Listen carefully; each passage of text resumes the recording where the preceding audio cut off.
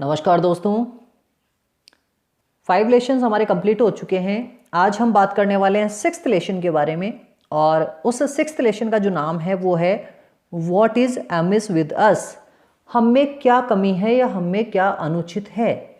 हमारे व्यवहार में बहुत सारी ऐसी चीज़ें हैं जो हमें निम्नतर बनाती हैं, तो उन्हीं चीज़ों के बारे में आज क्या करने वाले हैं, हम बात करने वाले हैं।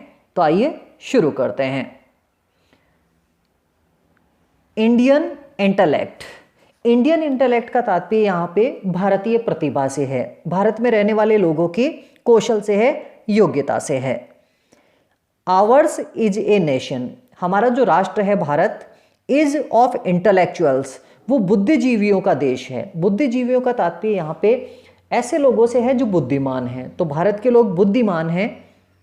इट इज नॉट सैड, ये नहीं कहा गया है आउट ऑफ शेयर पैट्रियटिज्म, केवल देशभक्ति के कारण। ऐसा नहीं है कि ये बात केवल देशभक्ति दिखाने के लिए कही जा रही है कि यहाँ के लोग क्या हैं, बुद्धिमान हैं। स्टडीज, अध्ययन हुए हैं एट होम, हमारे स्वदेश में भी, एंड अब्रॉड और विदेश में भी, हैव रिवील्ड दैट, उन्होंने ये बात क्या कर दी है, बतला दी है। हमारे देश में भी ऐसे अध्ययन हुए हैं और विदेशों में भी ऐसे अध्ययन हुए हैं, बुद्धिमत्ता से परीक्षण हुए हैं, उनमें ये बात सामने आई है कि भारतीय लोग कैसे हैं, बुद्धिमान हैं। नॉट लॉन्ग एगो, ये बात कोई ज़्यादा समय की पहले की नहीं है। ए स्टडी वाज अंडरटेकन, एक ऐसा अध्ययन किया गया था इन स्कूल्स ऑफ ब्रिटेन, ब्रिटेन के विद्यालयों में, टू फाइंड आउट, ये देखने के लिए, चिल्ड्रन ऑफ विच नेशन, कि कौन से राष्ट्र के बच्चे एक्सेल्ड इन इंटेलिजेंस, कौशल में और बुद्धिमत्ता में क्या हैं, श्रेष्ठ हैं। तो ब्रिटेन के स्कूलों में ये एक अध्ययन किया गया, एक जिसे आप टेस्ट कहते हैं, वो किया गया ये देखने के लिए कि कौन से देश के जो बच्चे हैं वो अधिक बुद्धिमान हैं।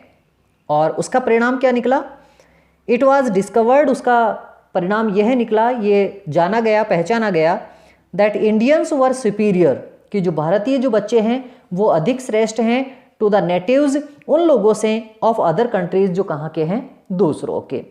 तो दूसरे देशों के लोगों से भारतीय जो विद्यार्थी हैं या भारतीय जो लोग हैं वो अधिक बुद्धिमान हैं, ऐसा उन अध्ययनों ने निश्चित कर दिया है, प्रमाणित कर दिया है, जो ब्रिटेन के स्कूलों में किया गया था।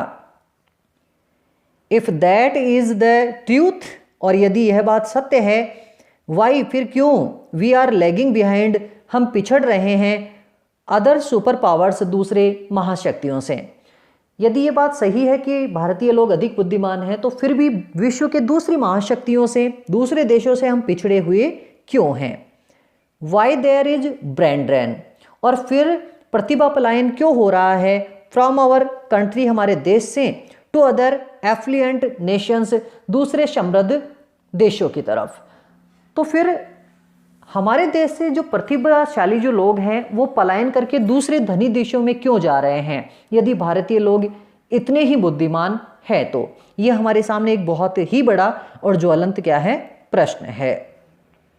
वाई, क्यों, आवर इंपोर्ट्स, हमारे जो आयात है, एक्सीड आवर एक्सपोर्ट्स, हमारे निर्यात से अधिक हो रहा है। हम हमारे देश में आयात ज़्यादा करते हैं जबकि निर्यात कम करते हैं। इसका तात्पर्य हमारी उत्पादकता तो कम है, लेकिन हमारी आवश्यकताएं निरंतर रूप से क्या होती जा रही है, बढ़ती जा रही है। वाई वी लुक, और हम क्यों आशा देखते हैं, आशागत नज़रों से देखते हैं, टू डेवलप नेशंस, उन विकसित राष्ट्रों की तरफ, फॉर हेल्प एंड एड, कि वो हमारी सहायता करेंगे, वेयर वी आर अमिस। अब हमें ये सोचने की ज़रूरत है कि हम में वास्तव में कमी क्या है और हम में क्या अनुचित है। हम दूसरे देशों से सहायता लेने का प्रयास करते हैं, सोचते हैं, तो अब हमें वास्तव में ये देखना चाहिए कि हमारी स्थिति ऐसी क्यों हो गई है कि हम दूसरों के ऊपर निर्भर हैं। हम खुद स्वाभिमानी और सेल्फ रिलायंट क्यों नहीं बन सकते, आत्मसम्मान से परिपूर्ण, आत्मनिर्भर क्यों नहीं बन सकते, हमें इसके बारे में सोचना पड़ेगा। तो लेखक आपसे यही कहते हैं कि कुछ कमियां हैं, आइए देखते हैं अब क्या क्या कमियां हो सकती हैं। सेइंग सो, जब मैं आपको ये कह रहा हूं, डज नॉट मीन, इसका यह तात्पर्य नहीं है, आवर प्रोग्रेस इज नॉट, कि हमारी जो प्रगति है वो शून्य है। हम कई चीज़ों में पिछड़े हुए हैं, इसका तात्पर्य यह नहीं कि हमने आज तक कोई प्रगति ही नहीं की है।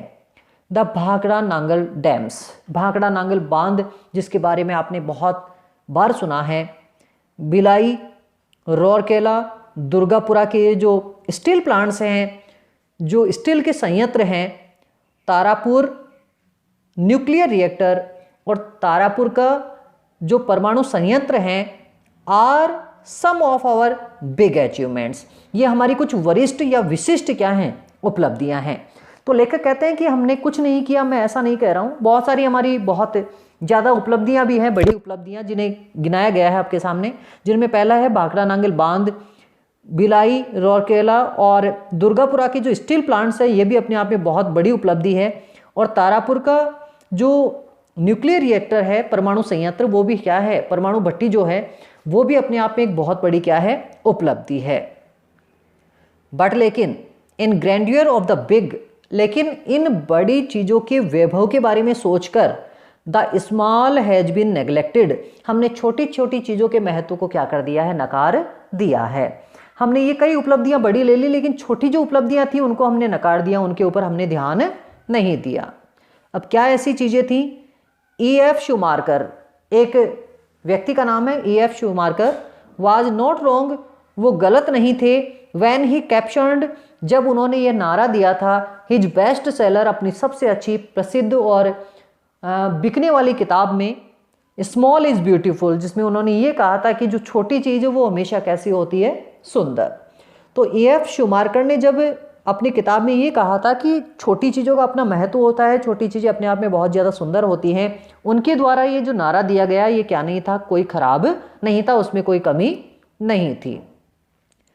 Here are a few instances, अब हम कुछ उदाहरणों के रूप में देखते हैं, टू शो, यह देखने के लिए, प्रदर्शित करने के लिए, हाउ द नेग्लेक्ट, कि किस प्रकार से जब हम उपेक्षा करते हैं, ऑफ दीज स्मॉल, इन छोटी छोटी चीज़ों की, बट इम्पोर्टेंट, छोटी हैं लेकिन बहुत ही महत्वपूर्ण, इश्यूज, अपने आप में मुद्दे हैं, हैज़ हैम्पर्ड आवर ग्लोरी, इन छोटी छोटी चीज़ों की उपेक्षा ने हमारे वैभव को क्या कर दिया है, कम कर दिया है और उसे संकुचित बना दिया है।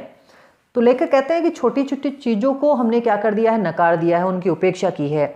उपेक्षा करने के कारण हमारा जो वैभव था वो निरंतर रूप से संकुचित होता जा रहा है, बाधित होता जा रहा है और वो कम हो गया है। तो हमें इन चीज़ों के बारे में, छोटी छोटी चीज़ों पर ध्यान रखना चाहिए। अब वो छोटी छोटी चीज़ें कौन सी हैं?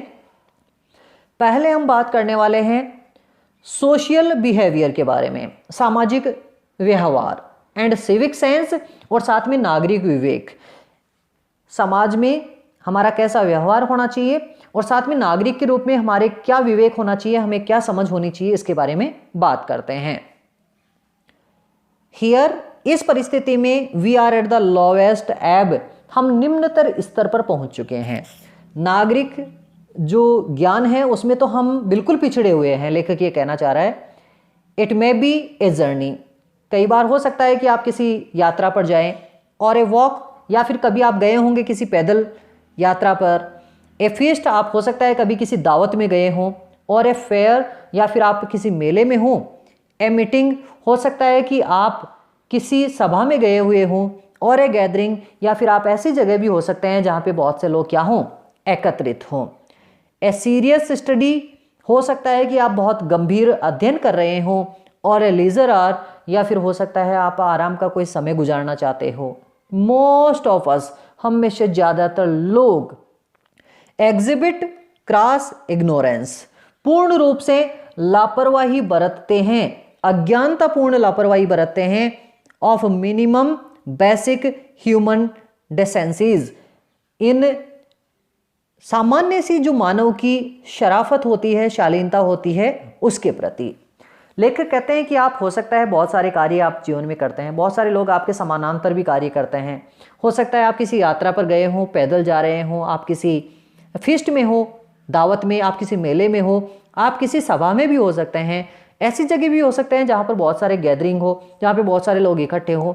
हो सकता है आप अपने घर पर बैठकर कुछ गंभीर अध्ययन कर रहे हों, या फिर आराम का कोई समय अपने बिस्तर में बैठकर या सोकर आप गुजार रहे हों।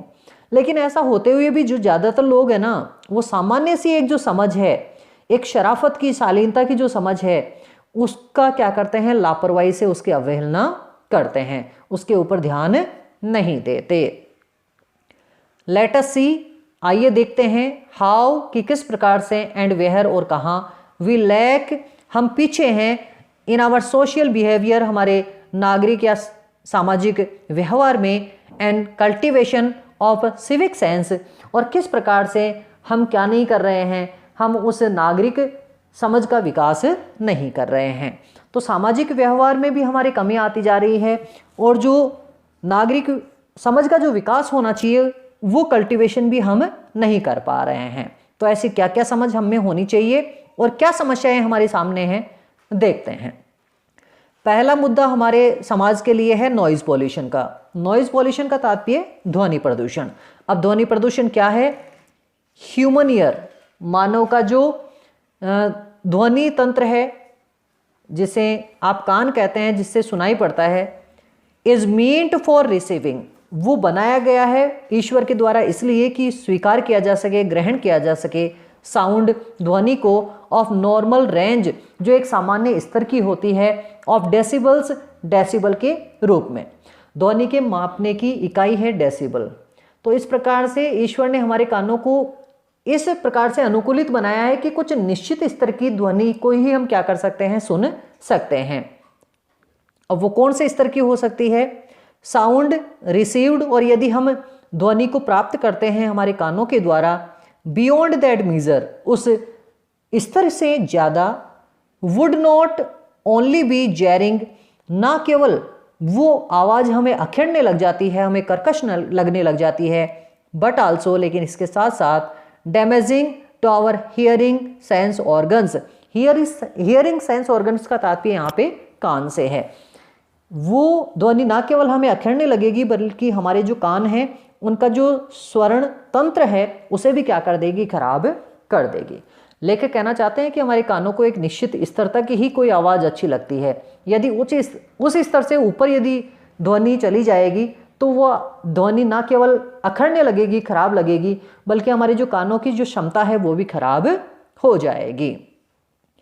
हाउ मैनी ऑफ अस, हम में से कितने लोग टेक केयर ऑफ दिस, इस बात का ध्यान रखते हैं, क्योंकि हमने तो कभी इस बारे में कभी सोचा ही नहीं है। अब उदाहरण के रूप में लेखक आपको बताना चाह रहे हैं, it may be a TV program. हो सकता है कि आपने कोई टीवी चला रखा हो या आप कोई टीवी देख रहे हो, और ए रेडियो ब्रॉडकास्ट, या फिर हो सकता है रेडियो पर कोई प्रसारण चल रहा हो, कोई बात बताई जा रही हो।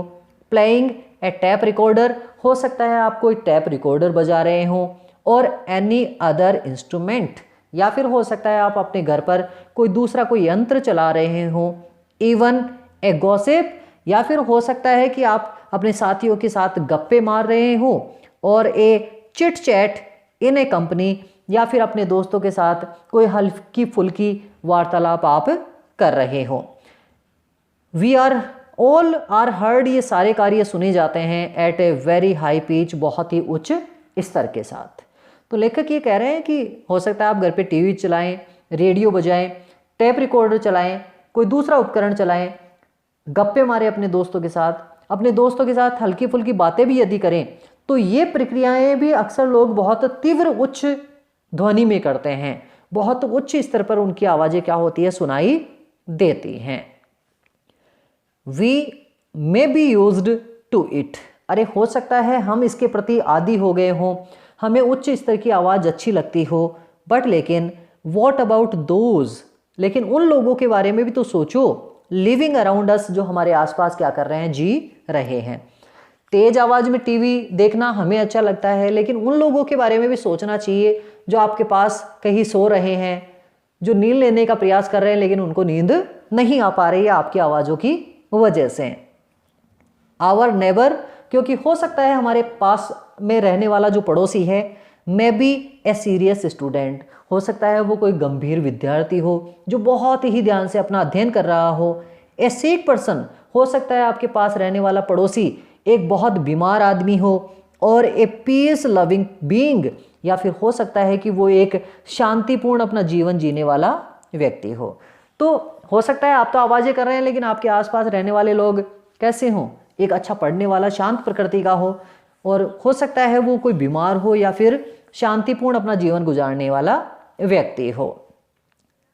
हैव वी एवर थॉट, क्या हमने कभी सोचा है ऑफ हिम, उन लोगों के बारे में।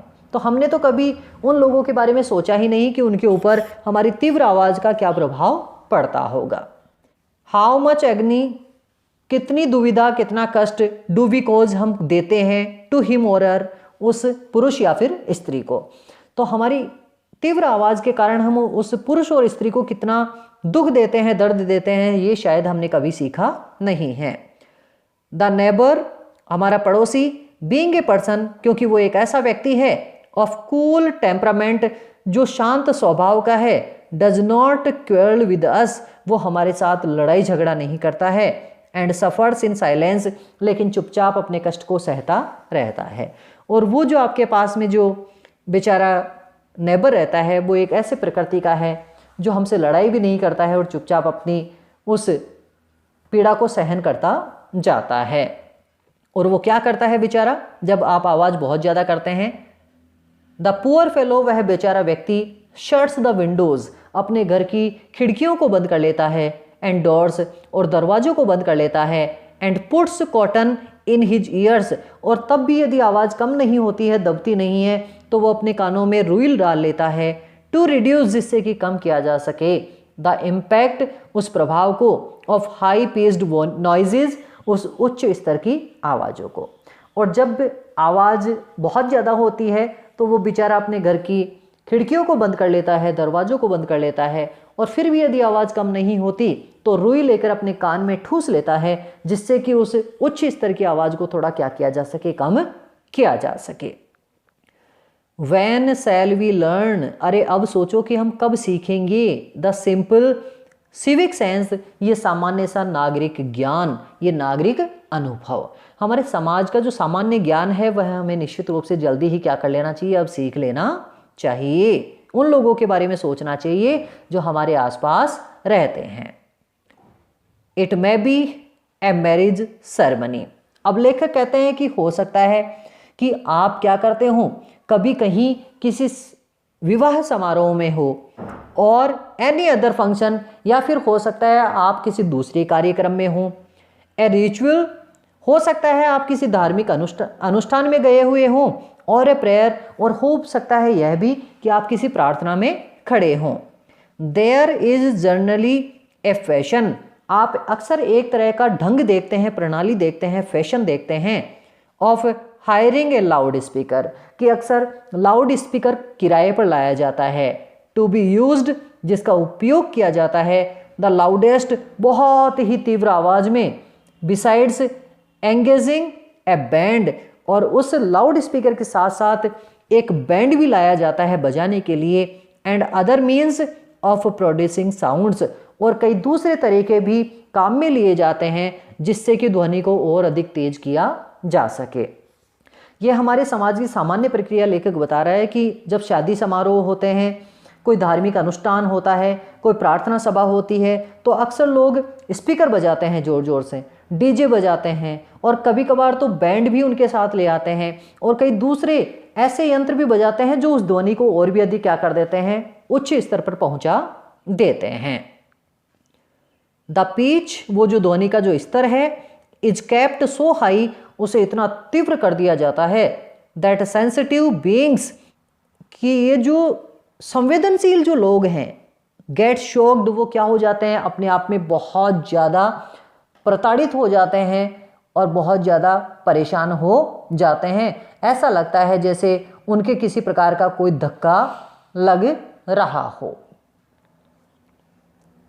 इवन द स्टोन्स, और कभी कभार तो आप देखते हैं कि जो पत्थर हैं वो, और ब्रेक्स ऑफ ए बिल्डिंग, और किसी बिल्डिंग की जो किसी इमारत की जो ईंटें हैं, सैक, वो भी ध्वनि से हिलने लग जाती हैं।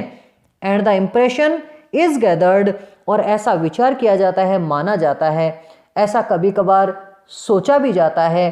क्या सोचा जाता है, दैट द बिल्डिंग, कि वो बिल्डिंग जिसके अंदर या जिसके आसपास वो चीज़ बजाई जा रही है, कोलैप्स, वन डे, वो एक दिन गिर जाएगी, बिकॉज ऑफ इट, इस चीज़ के कारण। तो कभी कभी तो यह भी धारणा की जाती है कि यदि इतनी तीव्र गति से यदि हमेशा डीजेज वगैरह बजाए जाएंगे, लाउड स्पीकर्स वगैरह बजाए जाएंगे, बैंड बजाए जाएंगे, तो निश्चित रूप से कभी न कभी उन बिल्डिंग्स के जो पत्थर और जो ईंटें हैं वो अपनी जगह छोड़ देंगे, और वो बिल्डिंगें क्या हो जाएंगी, निश्चित रूप से नीचे गिर जाएंगी। द व्हीकल्स, अब लेखक बात करते हैं उन साधनों के बारे में, स्पेशली द ट्रक्स, विशेष रूप से ट्रकों की बात लेखक कर रहे हैं। मैक लिविंग अनबियरेबल, वो हमारे जीवन को असहनीय बना देते हैं।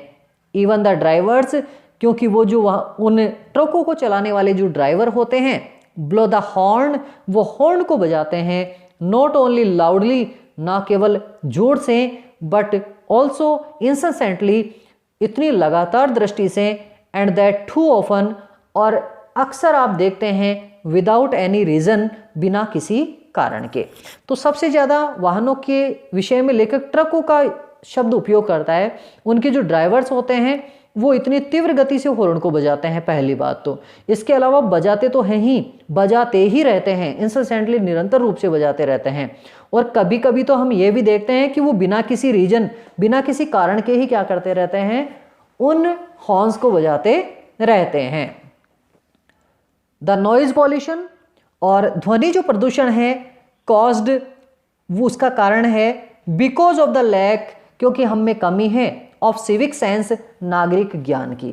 सबसे बड़ी कमी जो ध्वनि प्रदूषण का कारण है वो यह है कि हमें नागरिक ज्ञान, नागरिक होने का जो ज्ञान है, उसका जो एक अनुमान है वो हम में नहीं है। एंड केयरलेस सोशल बिहेवियर, और हम बिल्कुल लापरवाह हैं किसके प्रति, सामाजिक व्यवहार के प्रति।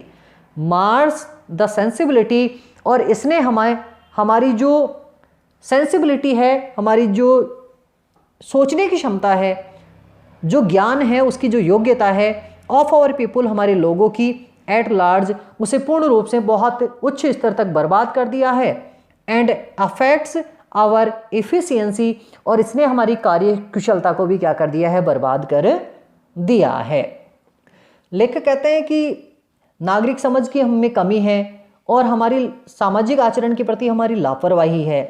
इन दोनों ने सामान्य लोगों की जो चेतना है उसे पूर्ण रूप से नष्ट कर दिया है, और साथ में जो कार्य क्षमता है हम लोगों की, कार्य करने की जो योग्यता है, उसे भी क्या कर दिया है, खत्म कर दिया है। तो ये फर्स्ट आपका पॉइंट था जिसमें नॉइज पोल्यूशन के बारे में आपको लेखक ने क्या किया है, बताया है। अब बात करने वाले हैं सेकंड पॉइंट के बारे में, और सेकंड पॉइंट है आपका ट्रैवल बाय पब्लिक ट्रांसपोर्ट, कि हम किस प्रकार से सार्वजनिक यातायात के साधनों से क्या करते हैं, यात्रा करते हैं। और यात्रा करते समय हम किस किस प्रकार के नागरिक जो हमारे व्यवहार होते हैं उनमें किस प्रकार से हम कमी दर्शाते हैं। वी ऑल ट्रेवल, हम सभी यात्रा करते हैं बाय पब्लिक ट्रांसपोर्ट, एक तरह से सार्वजनिक यातायात के साधनों से। ट्रेन, जिसे आप ट्रेन कह सकते हैं, और बस या फिर बस भी कह सकते हैं। And have had many bitter, और कभी कभार हमें बहुत कड़वे एंड सैड एक्सपीरियंसेस, और दुखदायी अनुभवों को महसूस करना पड़ता है। तो यात्रा करते समय, चाहे वो ट्रेन की हो या बस की हो, हम कभी कभार बहुत कड़वे और दुखपूर्ण अनुभव महसूस करते हैं। अब वो कैसे करते हैं? ऑर्डरली क्यू सिस्टम, क्योंकि एक जो व्यवस्थित पंक्तिबद्ध जो व्यवस्था होती है at the time of either purchasing, या तो खरीदते समय द टिकट, उस टिकट को, और बोर्डिंग द ट्रेन और बस, या फिर बस में और ट्रेन में बैठते समय, इज़ रेयरली फॉलोड, उसे अक्सर लोग क्या नहीं करते हैं, उसका पालन नहीं करते। नियम यह है कि आप यदि कभी भी टिकट लें या फिर बस और ट्रेन में चढ़ें तो आपको एक पंक्तिबद्ध व्यवस्था के हिसाब से चढ़ना चाहिए, भीड़ के रूप में नहीं चढ़ना चाहिए। लेकिन अक्सर लोग क्या नहीं करते हैं, इसकी पालना नहीं करते हैं। एवरीवन, प्रत्येक व्यक्ति, इन हिज सेल्फ इंटरेस्ट, अपने खुद के स्वार्थ के रूप में, floats the genuine rights of other, वो दूसरों के जो आवश्यक जो अधिकार हैं उनको क्या कर देता है, उल्लंघन कर देता है। तो अपने खुद के स्वार्थ के लिए वो दूसरों के जो अधिकार हैं उनका हनन कर देते हैं। दोज, ऐसे लोग, हु आर ऑलरेडी ऑक्यूपाइंग, जो पहले से ही बैठे हैं, ए सीट, किसी सीट पर, वुड वेरी रिलक्टेंटली, वो बिल्कुल अनिच्छा से, परमिट अदर्स, दूसरों को अनुमति देते हैं, टू सिट, बैठने की, even on the neighbouring vacant seat, अपने पास की खाली सीट पर। तो हम देखते हैं ट्रेनों में और बसों में जब लोग किसी एक सीट पर बैठे रहते हैं, यदि उनके पास कोई दूसरी खाली सीट होती है तो अक्सर वो किसी दूसरे व्यक्ति को उस पर बैठने की सामान्यतः अनुमति नहीं देते हैं। वो अनुमति कभी देते भी हैं तो अनिच्छा से देते हैं, उनकी ऐसी इच्छा नहीं रहती। When they do so, और जब कभी भी वो किसी दूसरे को बैठने की अनुमति अपने पास में देते हैं, they grab about half of that vacant seat also. They grab, वो हथिया लेते हैं, about half, लगभग आधी, of that vacant seat also, उस आधी सीट को भी जो खाली पड़ी थी। तो अपनी सीट तो उन्होंने रोक ही रखी थी, खाली पड़ी आधी सीट को भी वो और क्या कर लेते हैं, रोक लेते हैं, उस पर अतिक्रमण कर लेते हैं। द थॉट, यह विचार, ऑफ गिविंग हेल्प, दूसरों की सहायता करने का, नीडी वंस, जो अपने आप में ऐसे लोग हैं जिनको आवश्यकता की कमी है, रेयरली स्टेट्स देम, ऐसे भाव तो कभी उनके अंदर क्या नहीं होते, देखने को मिलते भी नहीं हैं। तो लेखक कहते हैं कि दूसरों की सहायता करने का जो भाव है वो अक्सर लोगों में देखने को नहीं मिलता, वो अक्सर कभी भी क्या नहीं होता है, लोगों के अंदर प्रेरित नहीं होता है। सम पीपल, कुछ लोग, आर फॉन्ड ऑफ, अक्सर आप देखते हैं बहुत ज़्यादा शौकीन होते हैं, च्यूइंग बीटल्स, पान खाने के, विद टोबैको, तंबाकू के साथ। लोग अक्सर पान खाना पसंद करते हैं तंबाकू के साथ। दे स्पिट एंड स्पिट फ्रेक्वेंटली, वो बार बार थूकते रहते हैं। ऑल अराउंड, चारों तरफ। शोविंग नो रेस्पेक्ट, कोई आदर नहीं दिखाते। ऑफ पब्लिक प्रॉपर्टी, सार्वजनिक संपत्ति का, सार्वजनिक जो संपत्ति है उसके ऊपर किसी प्रकार का कोई वो आदर नहीं दिखाते और सारी जगह पर वो थूकते रहते हैं, उन्हें गंदा करते रहते हैं। दे फॉरगेट, वो ये बात भूल जाते हैं, that they have paid for journey, कि उन्होंने क्या किया है, अपनी यात्रा करने का किराया दिया है, पैसा दिया है। Not for spoiling the train और बस, उन्होंने इस बात का पैसा नहीं दिया है कि वो बस या ट्रेन को क्या करेंगे, गंदा करेंगे। तो अक्सर लोग होते हैं जो पान तंबाकू वगैरह खाते हैं, वो बसों में ट्रेनों में इधर उधर थूकते रहते हैं। उन्होंने पैसा उनको बर्बाद करने के लिए, खराब करने के लिए नहीं दिया है, बल्कि अपनी यात्रा के लिए दिया है, ये उन्हें याद रखना चाहिए। दे थ्रो, और अक्सर वो फेंक देते हैं, ऑल रबीज, सारा का सारा कचरा, एंड लेफ्ट ओवर्स, और जूठन जो होती है वो वेहर इवर, जहाँ कहीं भी, दे सो डिजायर, जहाँ उनकी क्या होती है, इच्छा। और घर का कचरा मान लो आप, जूठन जो छोटे मोटे जो तंतु होते हैं, टूटी फूटी जो चीज़ें होती हैं, खराब जो चीज़ें होती हैं, उनको वो चाहे जहाँ क्या कर देते हैं, फेंक देते हैं। और पब्लिक ट्रांसपोर्ट, हमारा जो जन सामान्य के लिए काम में आने वाला जो ट्रांसपोर्ट है, यातायात है। आवर रोड्स, जिनमें हमारी रोड भी आती हैं, एंड स्ट्रीट्स, और गलियाँ भी आती हैं। आवर पब्लिक प्लेसेज, हमारे सार्वजनिक जिनमें स्थान भी आते हैं, एंड बिल्डिंग्स, और जिनमें वो बिल्डिंगें आती हैं, इमारतें आती हैं। आर सीन लिटर्ड, वो अक्सर गंदे नजर आते हैं। With all short of sticking refuse, बदबूदार उस कचरे के कारण। That tells upon our health and vigour, जो हमारे स्वास्थ्य को और हमारी क्षमता को, हमारी शक्ति को क्या कर देती है, बर्बाद कर देती है, और जिसे कमतर बना देती है।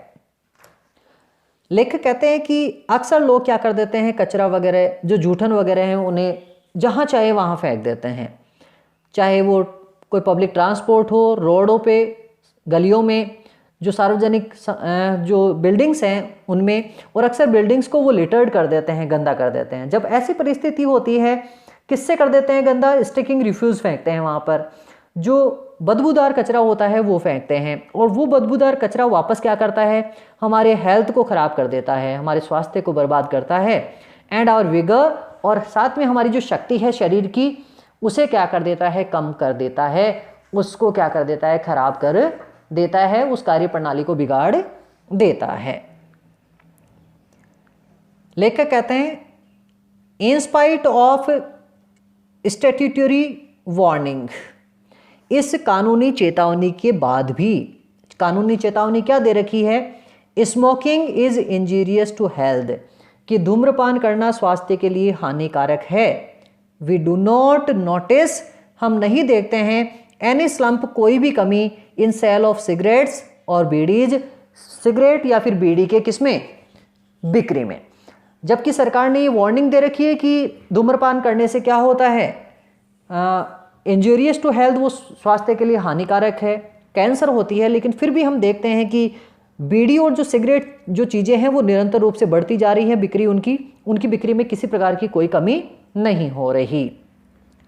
The pity is the smokers, और सबसे ज़्यादा दयनीय स्थिति तो उन धूम्रपान करने वालों की है, इन देयर ओवन एन्जॉयमेंट, जो अपने खुद के आनंद के लिए, do not think of the people, उन लोगों के बारे में भी नहीं सोचते, अराउंड देम, जो उनके चारों तरफ क्या करते हैं, रहते हैं। और बीड़ी और सिगरेट पीने वाले लोग अपने खुद के आनंद के लिए उन लोगों पर ध्यान नहीं देते हैं जो उनके आसपास में रहते हैं।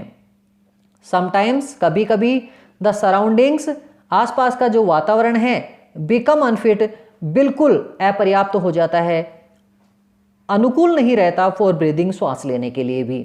और कई लोग जिनको इन बीड़ी और सिगरेट के धुएं से एलर्जी होती है, जब उनके पास में ऐसे लोग जाकर बीड़ी और सिगरेट पीते हैं तो उनका जीवन जीने लायक नहीं रहता। पैसिव स्मोकिंग कॉजेज मोर हार्म।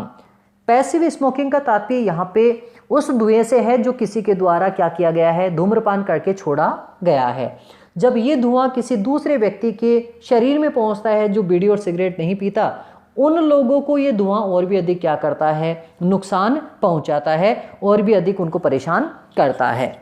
तो जो धूम्रपान करते हैं वो तो अपने स्वास्थ्य के साथ खेल ही रहे हैं, बिगाड़ ही रहे हैं, जबकि वे लोग जो उनके आसपास रहते हैं, ये धूम्रपान की प्रकृति उनको भी क्या कर देती है, बर्बाद कर देती है, उनके शरीर को हार्म पहुंचाती है, नुकसान पहुंचाती है।